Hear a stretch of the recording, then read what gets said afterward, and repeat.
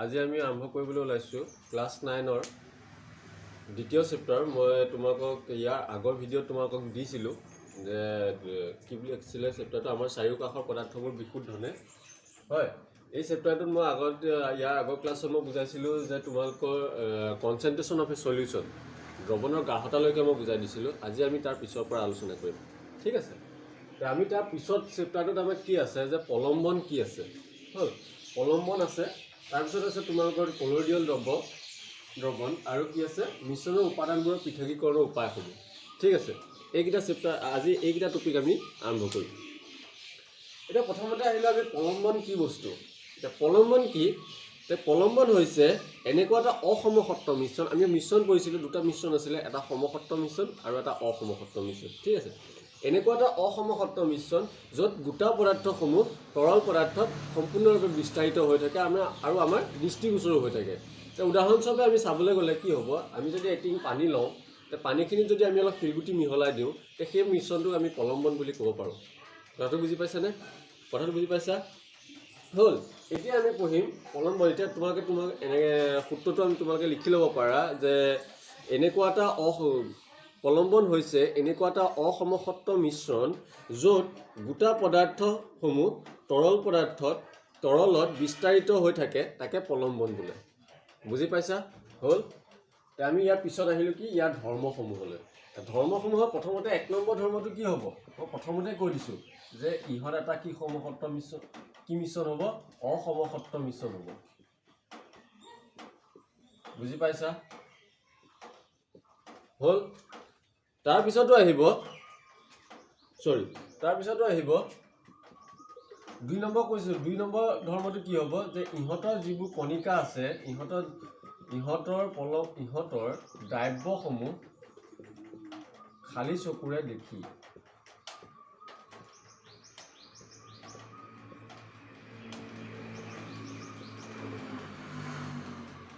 হ'ল। প্ৰথমটো ধৰ্ম হৈছে অসমসত্ব মিশ্ৰণ হ'ব। দ্বিতীয়টো হৈছে কি ইহঁতৰ দ্ৰাব্যসমূহ খালী চকুৰে দেখি। হ'ল। ইয়াৰ পিছত কি হ'ব যে তাৰপিছত হ'ল কি আছে কি মিশ্ৰণ। আমি দুটা ধৰ্ম পঢ়িলোঁ, বাকীকেইটা ধৰ্ম কিতাপতে আছে, চাই ল'বা। প্ৰথমটো আমি মেইন ধৰ্ম হৈছে কি, এটা হৈছে অসমসত্ব মিশ্ৰণ আৰু হৈছে কি এটা সিহঁতৰ দ্ৰাব্যসমূহ খালী চকুৰে দেখি। হ'ল এইখিনিলৈকে। তাৰপিছতো আমি পঢ়িলোঁ কি, ইয়াৰ পিছত আহিলোঁ কি আমি কলয়ডিয়েল দ্ৰৱণলৈকে আহিলোঁ। এতিয়া কলয়ডিয়েল দ্ৰৱণ কি বস্তু? কলয়ডিয়েল দ্ৰৱণ হৈছে কি যে এনেকুৱা এটা মিশ্ৰণ য'ত তোমাৰ যিবোৰ দ্ৰাব্য আমাৰ মিশ্ৰিত হৈ থাকে, এটা মিশ্ৰণত যিবোৰ দ্ৰাব্য আমাৰ সোমাই থাকে সেইবোৰ সম্পূৰ্ণৰূপে কি বুলি কয় দ্ৰৱণটোত বিস্তাৰিত হৈ থাকে। সেই দ্ৰৱণসমূহক আমি কি বুলি ক'ম? কলয়ডিয়েল দ্ৰৱণ বুলি ক'ম। তোমালোকে সূত্ৰটো এনেকৈ লিখি ল'ব পাৰা। তোমালোকে বুজি পালা? ঠিক আছে। এতিয়া ইহঁতৰ আমাৰ কি আহিব? ধৰ্ম আহিব। মই একদম চমু আকাৰত তোমালোকক বুজাবলৈ চেষ্টা কৰি আছোঁ। ইয়াৰ ধৰ্মসমূহ কেনেকুৱা ধৰণৰ ধৰ্ম হ'ব? ধৰ্মসমূহ 1 নম্বৰটো কি হ'ব? একদম সাধাৰণ উপায় এটা আছে, সাধাৰণ ধৰ্ম এটা আছে। তোমালোকে ক'ব পাৰিবানে বাৰু?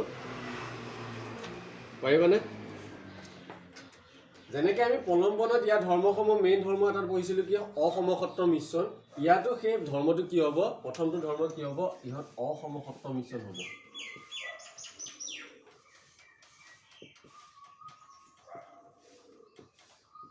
হ'ল। বুজি পালা? 2 নম্বৰটো কি হ'ব যে নাই পোৱা। প্ৰলম্বনত আমি কি পঢ়িছিলোঁ? প্ৰলম্বনৰ ধৰ্ম এটা কি আছিলে যে ইহঁতৰ দ্ৰাব্যসমূহ আমি খালী চকুৰে দেখিছিলোঁ। কিন্তু কলয়ডিয়েল দ্ৰৱণৰ ক্ষেত্ৰত আমাৰ কি হ'ব যে ইহঁতৰ দ্ৰাব্যসমূহ খালী চকুৰে নেদেখি। কথাটো বুজি পাইছেনে? আৰু ইহঁতে পোহৰ বিচ্ছুৰণ কৰিব পাৰে, ঠিক আছে। তাৰপিছত আমি ইয়াৰ পিছত কি পঢ়িম যে কলয়ডিয়েল দ্ৰৱণৰ 2টা উপাদান আছে। এটা হৈছে বিস্তাৰণ মাধ্যম আৰু এটা বিস্তাৰিত অৱস্থা। এতিয়া ইয়াৰ উপাদানসমূহ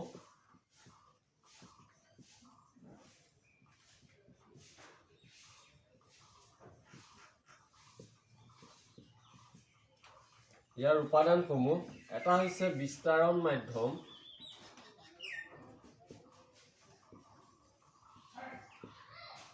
আৰু 2 নম্বৰটো হৈছে বিস্তাৰিত অৱস্থা।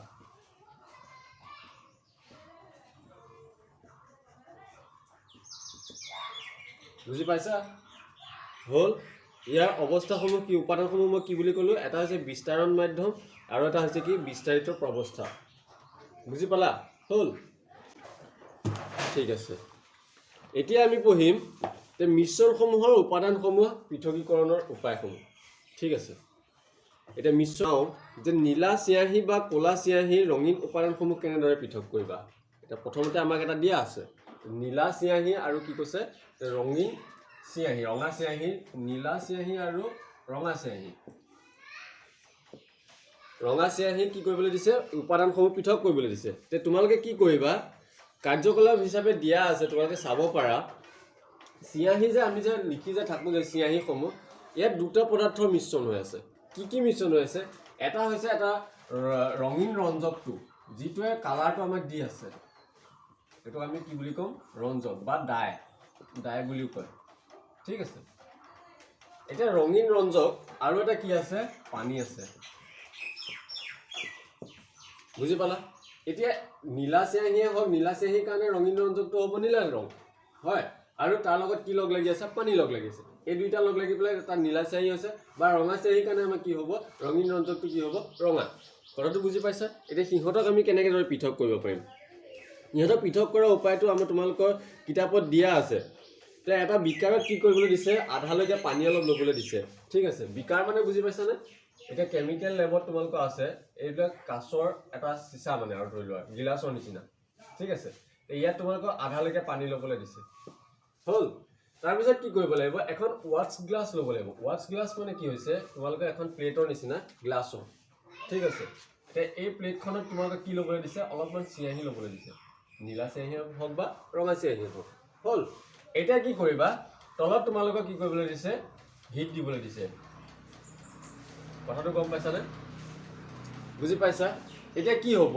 যেতিয়া তোমালোকৰ হিট দিয়া যাব তেতিয়াহ'লে কি হ'ব এই আমাৰ পানী যেতিয়া ৰঞ্জকটো আমাৰ তোমালোকৰ যেতিয়া ইয়াত হিট দিবা এই পানীখিনি উতলিব ঠিক আছে এই পানীখিনি উতলি যোৱাৰ লগে লগে ইয়াৰ এই ৱাছ গ্লাছখন ওপৰত দি থাকোঁ জানো তোমালোকৰ ভাপটো জানো ওপৰলৈ যাব পাৰিছে নাই পৰা তে ভাপটোৱে আকৌ কি কৰিব এই নীলা ৰঞ্জকখিনি নীলা যিখিনি আমাৰ চিয়াহী আছিলে বা ৰঙা যিখিনি চিয়াহী আছিলে সেইখিনি কি কৰিব হিট দিব মানে উষ্ণতাটো বাঢ়ি যাব তে উষ্ণতা বাঢ়ি যোৱাৰ লগে লগে কি হৈ যাব ইয়াত থকা যিখিনি পানী আছিলে পানীখিনি উৰি পেলাই গুচি যাব আৰু কি হ'ব ৰঙীন ৰঞ্জকখিনি ইয়াত ৰৈ যাব পৃথকীকৰণ হৈ গ'ল নে বুজি পালানে বাৰু বস্তুটো সেইটো হৈছে এটা পদাৰ্থ তাৰপিছত আৰু কি আছে তাৰপিছত তোমালোকে আৰু কিছুমান মেথড আছে এতিয়া ইয়াৰ ক্ষেত্ৰত এইটো হ'ল পিছত আকৌ কি কৰিলা তোমাক চাপোজ এবাৰ দিছে গাখীৰ আৰু দিছে এবাৰ গাখীৰ দিছে আৰু তাৰ লগত মাখন দিছে এতিয়া সেইটো ক্ষেত্ৰত তোমালোকে কি কৰিবা সেইটো ক্ষেত্ৰত হ'ব তোমালোকে সেইটো কেমিকেল লেবতহে কৰিব পাৰিবা তাৰ মেথডটো হৈছে তোমাৰ কি চেণ্ট্ৰিফিউগেল মেথড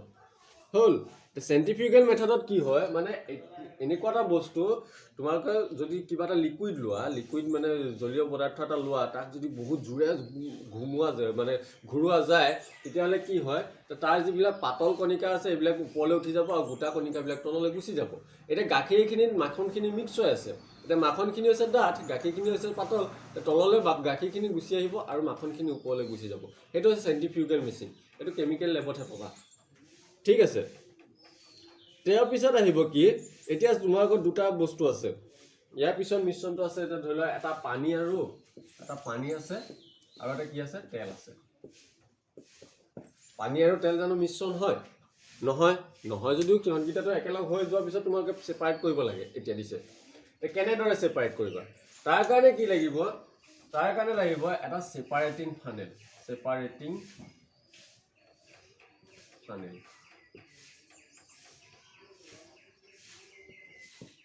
বুজি পাইছানে পানী আৰু তেলৰ মিশ্ৰণটোৰ কাৰণে আমাক কি লাগিব ছেপাৰেটিং ফানেল এটা লাগিব ছেপাৰেটিং ফানেলটো কেনেকুৱা হয়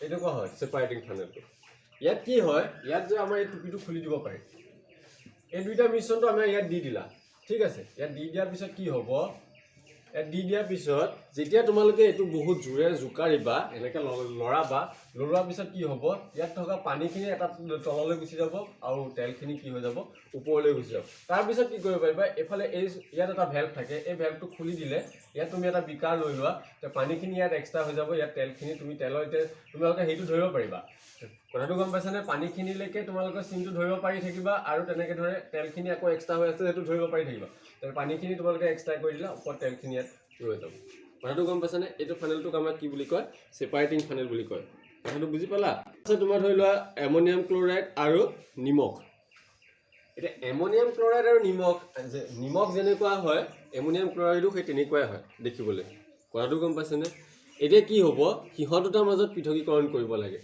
সিহঁতৰ মাজত পৃথকীকৰণটো কৰিবলৈ যাওঁতে এমোনিয়াম ক্লোৰাইড আৰু NaCl আৰু কি হৈছে NH4Cl হয় এই দুটাৰ মাজত পৃথকীকৰণ কৰিব লাগে এতিয়া সিহঁত দ্ৰৱটোৱে এনেকুৱা ধৰণৰ দুইটা ক্ৰিষ্টেলাইজেশ্যন ফৰ্মত থাকে মানে পদাৰ্থ হিচাপে থাকে মানে কি গোটা আকাৰত থাকে ঠিক আছে সিহঁত দুটা মিশ্ৰণটো আমাৰ কেনেকৈ কৰিব পাৰিবা যেতিয়া NH4Cl অৰ্থাৎ এমোনিয়াম ক্লোৰাইডত হিট দিয়া যায় মানে উষ্ণতা বঢ়াই দিয়া যায় গৰম কৰা যায় তেতিয়া কি হয় ই গেছীয় অৱস্থালৈ গুচি যায় অকমান আইডিয়াটো ল'ব পাৰিছানে কি কৰিব পৰা যাব মানে পৃথকটো কেনেকৈ কৰিব পৰা যাব যেতিয়া NH4Cl হিট দিয়া যায় তেতিয়াহ'লে ইহঁত কি হৈ যায় গেছীয় অৱস্থালৈ যায় তেতিয়া আমি কি কৰিম যে আমাৰ যিটো পদাৰ্থ আছিলে যিটো মানে আমাৰ মিশ্ৰণ আছিলে সেই মিশ্ৰণটোত যদি আমি হিট দি দিওঁ হিট দিয়াৰ পিছত তোমালোকে কিতাপত চোৱা চেপ্টাৰ নম্বৰ 20ত দিয়া আছে তোমালোকৰ 2.7ত এটা হেৰি এটা দিয়া আছে চোৱাচোন কি বুলি কয় চিত্ৰ এটা বুজিবলৈ ভাল হ'ব তোমালোকে চাই লোৱা এটা এনেকুৱা এটা কনিকেল ফ্লাক্স দিয়া আছে ঠিক আছে ইয়াত তোমালোকৰ কি কৰিছে অকণমান কপাহ ৰাখিছে ইয়াত তোমালোকৰ পদাৰ্থটো ৰাখিছে এমোনিয়াম ক্লোৰাইডটো ৰাখিছে হ'ল তাৰপিছত ইয়াত তলত কি কৰিছে হিট দিছে হিট দিয়াৰ লগে লগে কি হ'ব যে NH4Cl যিটো আছিলে সেইটো গেছীয় হৈ পেলাই এই কপাহখিনিত লাগি ধৰিবগৈ আৰু যিখিনি নিমখ থাকিব নিমখখিনি জানো হিট দিলে আকৌ গেছীয় অৱস্থালৈ যায় নাযায় তেতিয়া সেইখিনি আগৰ জেগাতে ৰৈ যাব কথাটো বুজি পালানে তে এনেকুৱা ধৰণৰ বহুত কিবা কিবি তোমালোকৰ পৃথকীকৰণৰ উপায় আছে ঠিক আছে এনেকুৱা কোনোবা এটা কুৱেশ্যন আহিব পাৰে তোমালোকে ভালকৈ পঢ়িবা হ'ল এনেকুৱা এটা কুৱেশ্যন আহিব পাৰে পৰীক্ষাত কথাটো আমি পঢ়িম দুটা পৰস্পৰ তৰল মিহলি নোহোৱা তৰলৰ বাবে দুটা পৰস্পৰ মিহলি নোহোৱা তৰলৰ পৃথকীকৰণৰ উপায়সমূহ এতিয়া দুটা তৰল পৰস্পৰ মিহলি নোহোৱা তৰল মানে কি বুজাইছে যে সাপোজ আমি এটা বস্তু ললো কি এচিটন কি বুলি কয় ওয়াটাৰ ললো আৰু এটা লগত কি ললো এচিটন ললো CH3CO CH3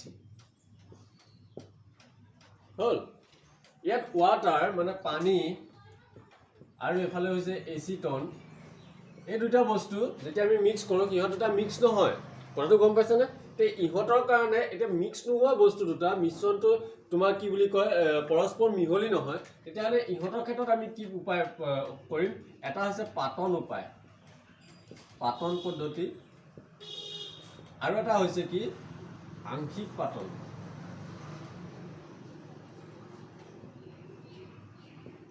হল এতিয়া প্ৰথমটো হৈছে কি পাতন পদ্ধতি আৰু পিছতো হৈছে কি আংশিক পাতন এতিয়া পাতন পদ্ধতিত কি হয় আৰু আংশিক পদ্ধতিত কি হয় পাতন পদ্ধতিত কি হ'ব যে দুটা মিশ্ৰিত নোহোৱা পদাৰ্থ মানে এবাৰ দুটা মিশ্ৰিত নোহোৱা পদাৰ্থ মানে এটাত কি ললো এটা মিশ্ৰণ কি ললো পানী আৰু এচিটন ললো এই দুইটাই আছে আৰু বেলেগ একো পদাৰ্থ নাই কিন্তু আংশিক পাতনত কি হ'ব দুটা বা তাতোধিক পদাৰ্থ মিশ্ৰিত নোহোৱা পদাৰ্থ থাকিলে ইয়াত কি হ'ব আমি এই পদ্ধতিৰ দ্বাৰা আংশিক পাতনৰ দ্বাৰা আমি কি কৰিব পাৰিম তাক সেপাৰেট কৰিব পাৰিম কথাটো গম পাইছানে এটা ইহঁতৰ পদ্ধতিটোৰ মেইন লজিকটো কি হৈছে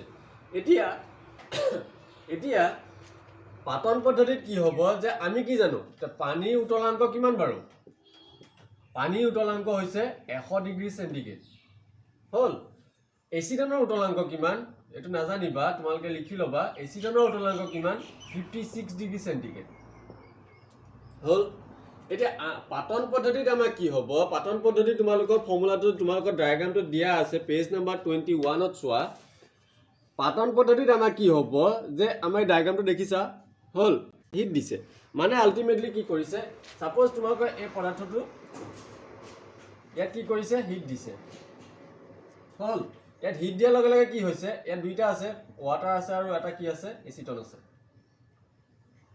কথাটো গম পালা তোমালোকে অকণমান আইডিয়া কৰিব পাৰিছা নাই মই ধৰিব পৰা নাই কিন্তু এতিয়া চোৱা যে ইয়াত যেতিয়া হিট দিছে তেতিয়া আমাৰ পানীৰ উতলাংক কিমান আছিলে 100 ডিগ্ৰী চেণ্টিগ্ৰেড মানে কি হ'ব যে এই 100 ডিগ্ৰী চেণ্টিগ্ৰেডত বাষ্প আকাৰলৈ যাব পিছত কি আছিলে এচিটন আছিলে এতিয়া এচিটনটোক যেতিয়া আকৌ কি কৰিব হিট দিয়া যাব তেতিয়া এই 56 ডিগ্ৰী চেণ্টিগ্ৰেডত কি হ'ব বাষ্প আকাৰলৈ যাব কথাটো গম পাইছানে তে ইহঁতৰ যেতিয়া বাষ্প আকাৰলৈ যাব প্ৰথমতে কোনটো যাব বাৰু এচিটন বাষ্প আকাৰলৈ যাব কথাটো গম পাইছানে এচিটন যে বাষ্প আকাৰলৈ যাব তে আল্টিমেটলি কি হৈ যাব ইয়াক কি কৰিব ডায়াগ্ৰামটো চোৱা এনেকৈ আছিলে ডায়াগ্ৰামটো হয়নে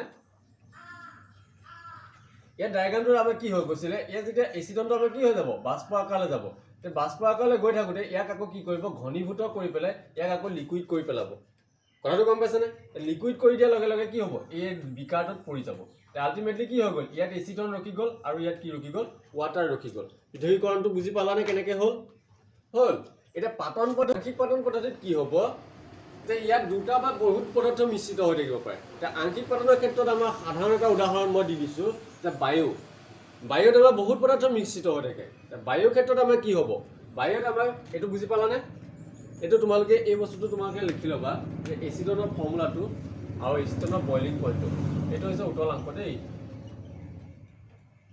এইটো হৈছে এচিটনৰ উতলাংক হ'ল এচিটনৰ উতলাংকটো কিমান 56 ডিগ্ৰী চেণ্টিগ্ৰেড আৰু ইহঁতৰ কেমিকেল ফৰ্মুলাটো যদি তোমালোকক লিখিবলৈ দিয়ে কেমিকেল ফৰ্মুলাটো হৈছে CH3COCH3 হ'ল এইটো হৈছে এচিটনৰ কেমিকেল ফৰ্মুলা এতিয়া এইখিনিলৈকে আমি পাতন পদ্ধতি পঢ়িলোঁ এতিয়া আংশিক পাতন পদ্ধতিক এটা উদাহৰণ মই দি দিছোঁ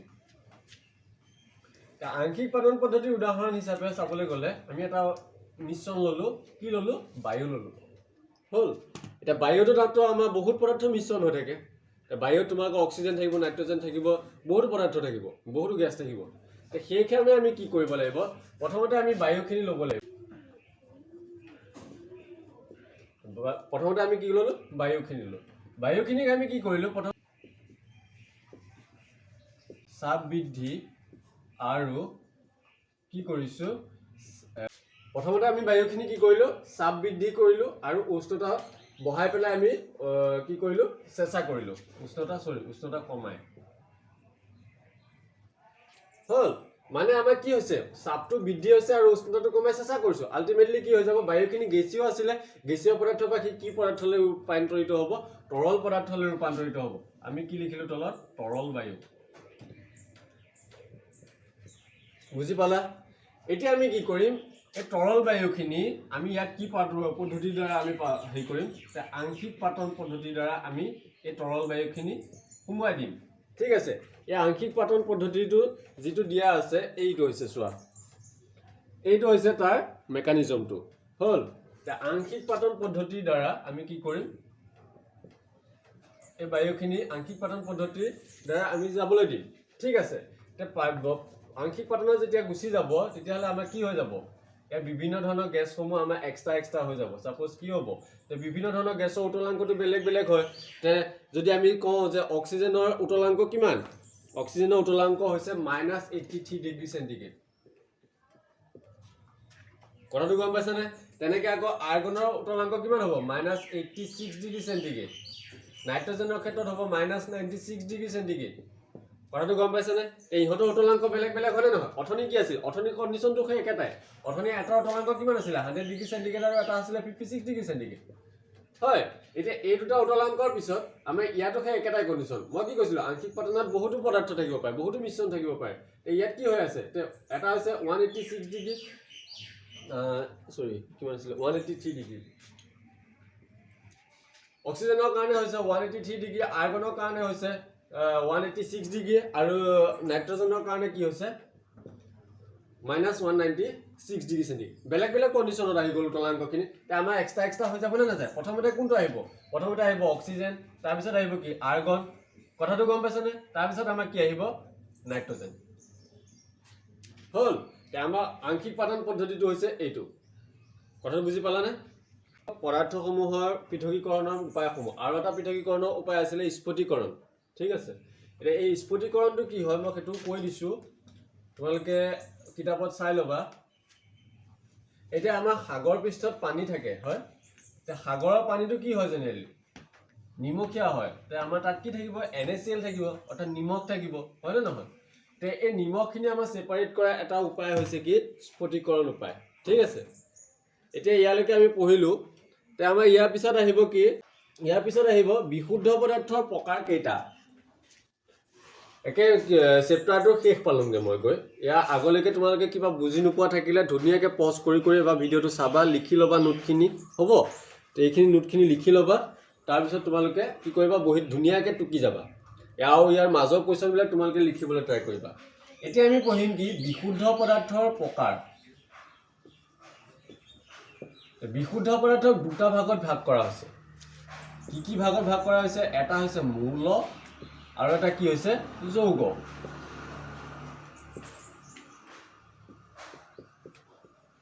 বুজি পালা বিশুদ্ধ পদাৰ্থৰ ভাগ কি এটা হৈছে মৌল আৰু এটা কি যৌগ এটা মৌল কি বস্তু এটা মৌলটো হৈছে কি এটা পদাৰ্থৰ বেসিক ফৰ্মটোক আমি কি বুলি ক'ব পাৰো মৌল বুলি ক'ব পাৰো মানে কি বুজিছা আমি যদি মৌলটো হৈছে কি এনেকুৱা এটা বস্তু যাক আমি এক্সটাৰ্নেল ফোৰ্স ইউজ কৰিলেও কি আকৌ বেলেগ ৰূপলৈ কি পৰিৱৰ্তন নহয় ইয়াক আমি কি বুলি ক'ব পাৰো মৌল বুলি ক'ব পাৰো 1661 চনত কি কৰিছিল ৰবাৰ্ট বয়েল নামৰ যিজন বিজ্ঞানী আছিল তেওঁ এই মৌল শব্দটো ব্যৱহাৰ কৰিছিল তেওঁৰ মতে কি আছিল তেওঁৰ মতে মৌল কি বস্তু পদাৰ্থৰ মূল বা আধাৰ অৰ্থাৎ ৰাসায়নিক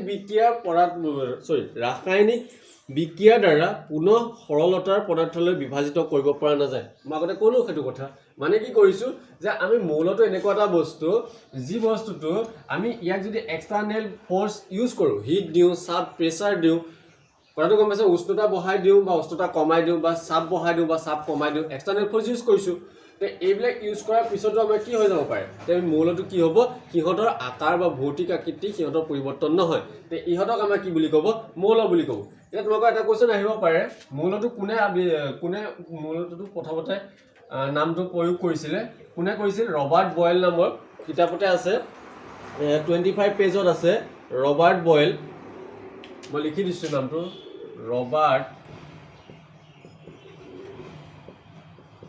ৰবাৰ্ট বয়েল নামৰ সাইন্টিস্ট জনে 1661 চনত এই মৌল শব্দটো ব্যৱহাৰ কৰিছিল হল এতিয়া ইয়াৰ পিছত আহিব মৌলসমূহক তিনটা ভাগত ভাগ কৰিছে মৌলসমূহক কেইটা ভাগত ভাগ কৰিছে তিনটা ভাগত ভাগ কৰিছে ভাগকেইটা কি হ'ব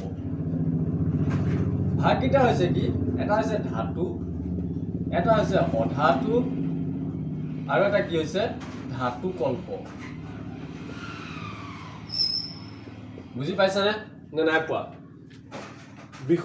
বিশুদ্ধ পদাৰ্থৰ ভাগ কেইটা দুটা কি এটা মৌল আৰু এটা যৌগ তাৰ পিছত মৌলটো কেইটা ভাগত ভাগ কৰিছে ধাতু অধাতু আৰু ধাতু কল্প হল এতিয়া ধাতু কাক বোলে আৰু অধাতু কাক বোলে কথাটো গম পাইছানে পেজ নাম্বাৰ 25 ত দিয়া আছে তোমালোকে চাব পাৰা মই গুটেখিনি লিখি দিবলৈ নোৱাৰিম তোমালোকে চাব পাৰা স্বাভাৱিকতে ধাতুৰ ধৰ্মসমূহ চাই লোৱা পেজ নাম্বাৰ দিয়া আছে 25 পেজ নাম্বাৰ 25 পেজ 25 ত চোৱা কিতাপখনত পেজ নাম্বাৰ 25 ত দিয়া আছে ধাতুবোৰ দুটি বা চিকমিকনি আছে ধাতুৰ কি আছে চিকমিকাই থাকে মানে ৰ'দৰ পোহৰ পৰিলে আমাৰ কি হ'ব চিকমিকাই থাকিব তাৰ পিছত কি কৈছে ধাতুবোৰৰ ৰং ৰূপালী বগা ধূসৰ বা সোণালী বা হালধীয়া কালাৰ হয় আৰু ধাতুবোৰ কি হয় বিদ্যুতৰ সুপৰিবাহী হয় মানে ইয়াৰ মাজেদি কি হ'ব বিদ্যুৎ পাৰ হৈ যাব কথাটো গম পাইছেনে এই টপিক গিটা তোমালোকৰ কোৱেশ্চনটোত আহিব পাৰে দেই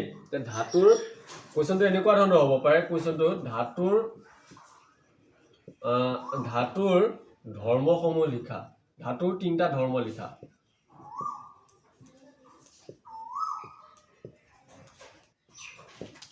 এটা কোৱেশ্চন আহিব পাৰে দেই তোমালোকৰ নোট কৰি ল'বা সেইটো এটা ধাতুৰ কেইটামান উদাহৰণ কি হ'ব ধাতুৰ উদাহৰণ আমি যদি দিবলৈ যাওঁ ধাতুৰ উদাহৰণ হ'ব এটা হৈছে সোণ ৰূপ তাৰপিছত আৰু কি হ'ব কোৱাচোন তোমালোকে ক'ব পাৰিবানে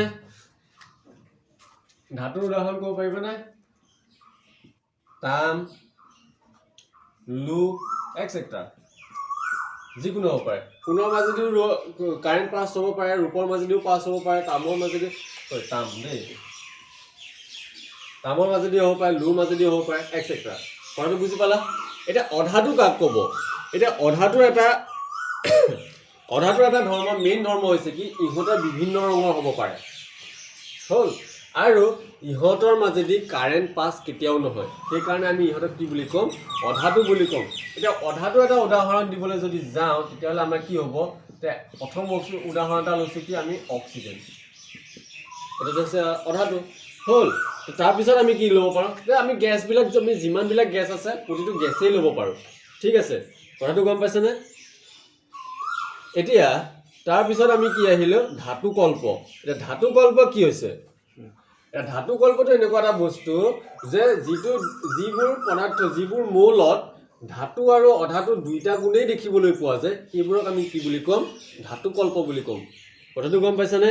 আমি কোনবিলাকক ক'ব পাৰোঁ? আমি বৰণ, ধাতু কল্প উদাহৰণ কি হ'ব? বৰণ, সিলিকন, এক্সেট্ৰা।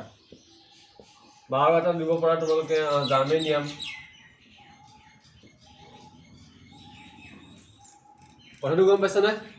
মৌলসমূহৰ ভাগকেইটা কি কি? ধাতু আৰু অধাতু আৰু ধাতু কল্প। ধাতু কল্প উদাহৰণ হিচাপে আমি কি কি দিব পাৰোঁ? সোণ, ৰূপ, তাম, লো, এক্সেট্ৰা। অধাতুৰ উদাহৰণ হিচাপে আমি কি দিব পাৰোঁ? Oxygen, nitrogen, hydrogen. কথাটো গম পাইছেনে? এইবিলাক হৈছে ধাতু কল্প উদাহৰণ, অধাতুৰ উদাহৰণ। আৰু ধাতু কল্প উদাহৰণ, ধাতু কল্প কি হৈছে? যে ধাতু আৰু অধাতু দুইটাৰ গুণ বিশিষ্ট পদাৰ্থৰ মৌলবোৰক আমি কি বুলি ক'ম? ধাতু কল্প বুলি ক'ম। ধাতু কল্প উদাহৰণ হিচাপে আমি কি দিব পাৰোঁ? বৰণ, সিলিকন, জাৰ্মেনিয়াম, এক্সেট্ৰা, যিকোনো হ'ব পাৰে। ইয়াৰ পিছত আহিলোঁ কি? আমি যৌগ। এইখিনিলৈকে হ'ল? এইখিনিলৈকে আমি পঢ়িলোঁ কি? মৌল। যৌগ কি বস্তু? এতিয়া যৌগ হৈছে কি? দুটা বা তাতোধিক মৌল একেলগে লগ লাগি যিটো পদাৰ্থৰ সৃষ্টি কৰে তাকে আমি কি বুলি ক'ব পাৰোঁ? যৌগ বুলি ক'ব পাৰোঁ। ৰাসায়নিকভাৱে তাৰ নিৰ্দিষ্ট এটা অনুপাতত সিহঁত মিহলি হৈ থাকে। ঠিক আছে, মানে আমি তোমালোকে পেজ নাম্বাৰ চোৱা 25ত দুটা বা তাতোধিক মৌলই ৰাসায়নিকভাৱে এক নিৰ্দিষ্ট অনুপাতত মিলিত হৈ এটা যৌগ গঠন কৰে। মানে আমি যেতিয়া ৱাটাৰটো পঢ়িছিলোঁ, ৱাটাৰটো হৈছে কি? H2O। ৰাসায়নিক ফৰ্মুলাটো কি হৈছে ইয়াত? ৰাসায়নিক ফৰ্মুলাটো হৈছে কি? H2O। ইয়াত কি হৈ আছে? এটা অধাতু দুইটা কি লগ লাগি আছে বাৰু? অধাতু লগ লাগি আছে। এটা কি হৈ আছে? অক্সিজেন আছে আৰু এটা কি আছে? হাইড্ৰজেন আছে। এতিয়া মোক কুৱেশ্যনটোত দিয়া আছে দুটা বা তাতোধিক মৌলৰ এটা নিৰ্দিষ্ট অনুপাতত লগ লাগি এটা যৌগ গঠন কৰে। কথাটো গম পাইছেনে? এতিয়া ইহঁতৰ এটা নিৰ্দিষ্ট অনুপাতত লগ লাগি আছে। হাইড্ৰজেন কেইটা লগ লাগি আছে? মানে দুটা লগ লাগি আছে হাইড্ৰজেন, আৰু অক্সিজেন কেইটা লগ লাগি আছে? এটা। ইহঁতৰ ৰেচিঅ'টো কিমান হ'ব? 1:2। কথাটো গম পালানে? বুজি পাইছানে? হ'ল? সেইটো হৈছে যৌগৰ উদাহৰণ বা আৰু আমাৰ সূত্ৰ। এইখিনিলৈকে তোমালোকক মই বুজাই দিলোঁ। ইয়াৰ পিছতে কি আহিব মই চাই লওঁ। ইয়াৰ পিছতে তোমালোকৰ লিখি ল'বা দুটা বস্তু তোমালোকক কুৱেশ্যনত মই লিখিবলৈ দি দিছোঁ। মিশ্ৰণ আৰু যৌগৰ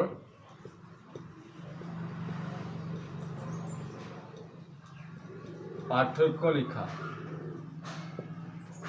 মিশ্ৰণ আৰু যৌগৰ পাৰ্থক্য লিখা। এইটো তোমালোকে নিজে লিখিবা। হ'ল? এতিয়া এইখিনিলৈকে পঢ়ালোঁ আৰু এইটো চেপ্টাৰটো ইমানতে কমপ্লিট হৈ গ'ল। হ'ল?